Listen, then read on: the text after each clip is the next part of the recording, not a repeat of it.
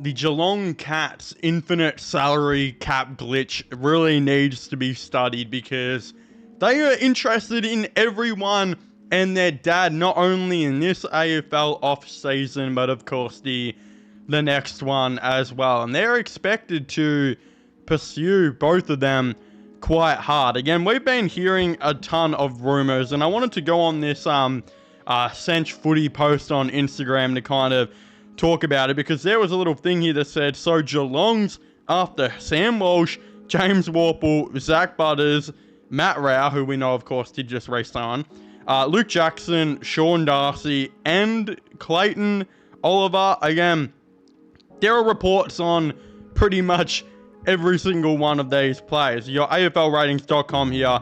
Geelong is already making waves around getting him back to their area. Cal Toomey on Sam Walsh via Footy Classified. Again, another one here by the agenda setters, Mitch Cleary.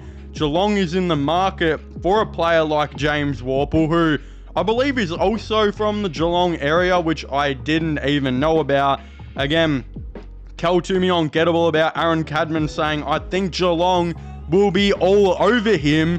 And a massive report here by Cal Toomey on Gettable, which I've kind of touched on the channel as well. Geelong are clearly in the conversation for the big dogs. Potential targets over the next 2 years include Harley Reid, who again is a country boy at heart and was a massive Geelong fan growing up and a massive Joel Selwood fan, Sam Walsh, and Zach Butters, which is Cal Toomey on Gettable, and Mitch Cleary on the agenda setters saying the Cats have salary cap room in their belief, room for 2-star players over the next 2 years. Zach Butters and Harley Reid are at the top of that conversation.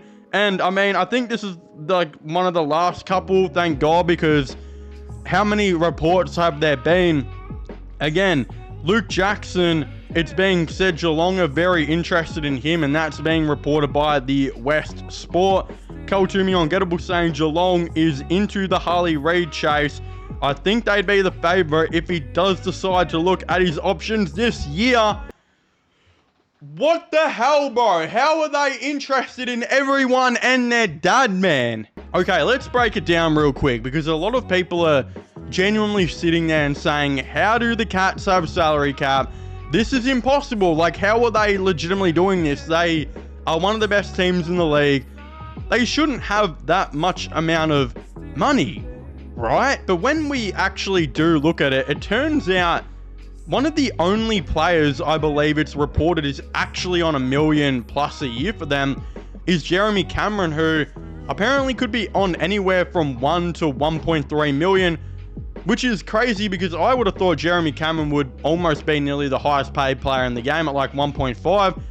And you got this guy who's on like 1 to 1.3 million, which again, if he's on 1 million, that is insane. Like, we got to investigate Geelong salary cap, because how is Jeremy Cameron only on $1 million? But again, even other players, like there were rumors Bailey Smith had other bigger offers outside of Geelong, and he ended up signing on, with Geelong for a little bit less. Max Holmes, a bunch of their best players like Tyson Stengel and whatnot are all on really team-friendly deals.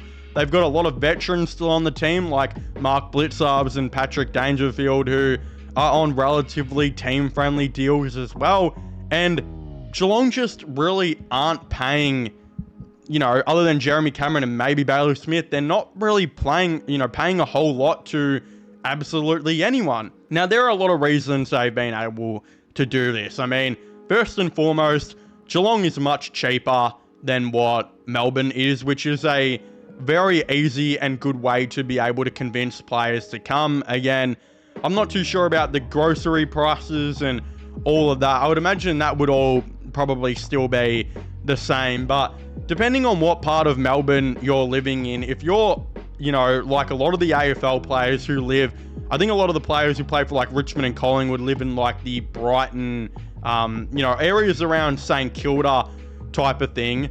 Them even living around there, for the older and more experienced players, it's going to cost them $2 to probably $6 million to legitimately buy a good house, buy a good apartment, whatever it might be. And then for the younger players who are renting or living in a house with another teammate, they're still paying quite a fair amount of money. But from what we've heard about Geelong, again, as we know, the Geelong area is so much cheaper than Melbourne. Like, you could buy a really small, like, 3-bedroom house in freaking Richmond, and that shit's setting you back like 4 mil, like, legitimately.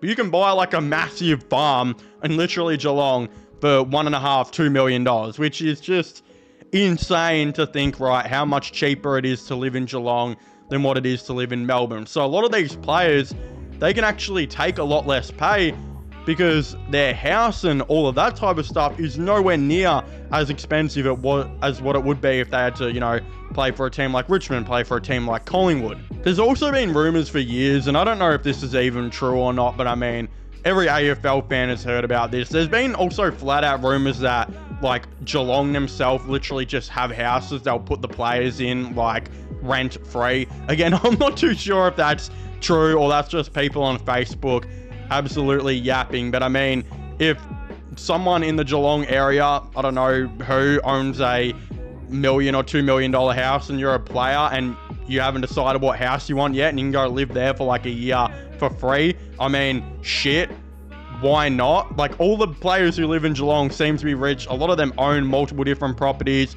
I mean, it's probably not too out of the question that if you're a player joining Geelong and you haven't found a spot yet and your teammate just, lets you stay in that house for 3 months or so while you look for a house and all that type of stuff, I mean, shit, that sounds pretty good. I mean, you could argue, like, every AFL players probably have that situation, but for some reason, like, on Facebook and stuff, you see Geelong gets mentioned a lot. I mean, I don't want to go into that too much. It sounds pretty much like just complete speculation, but the reality is there's a lot of reasons why players like to go and live and play in Geelong. Again, it's much calmer, it's much quieter. You're not in a big city, you're in much more of like a country area. If you're going outside of the main, city of Geelong, there are a lot of different smaller country towns that you can live in, a lot of farms that you can buy, a lot of cheaper houses, a lot of cheaper places to rent, all of the above. It's a massive reason why a lot of players like to live and play for Geelong, because it's overall way cheaper and it's overall seen as a way better lifestyle. So you got players like Harley Reid who are from the Bendigo area, who are used to that country type of living.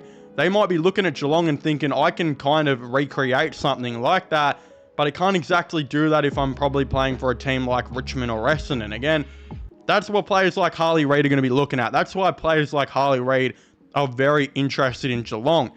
Again, on this list, who are they going to get? I think they will very much look at, of course, Sam Walsh next year. I think Sam Walsh is a big one. I expect if Geelong come knocking for Sam Walsh, even if it's a little bit cheaper than what Carlton are going to offer, I think Sam Walsh will go to Geelong. He is a Geelong boy. Carlton are, I think, going into a bit of a mess right now. De Koning's leaving. At the time making this video, Silvani's still unsigned. A lot of different things are going on in Carlton right now, and I think Sam Walsh could be a guy who leaves. Again, I still think Warper will probably re-sign, and I wouldn't be surprised if he re-signs by the time making this video.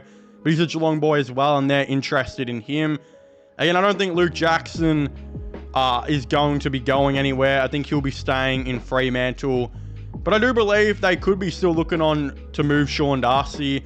And considering Geelong really need a ruckman, I could see them going for Sean Darcy. And the reality is that he was interested in Geelong before he signed big with them previously. Geelong were interested in him. I could see that happening.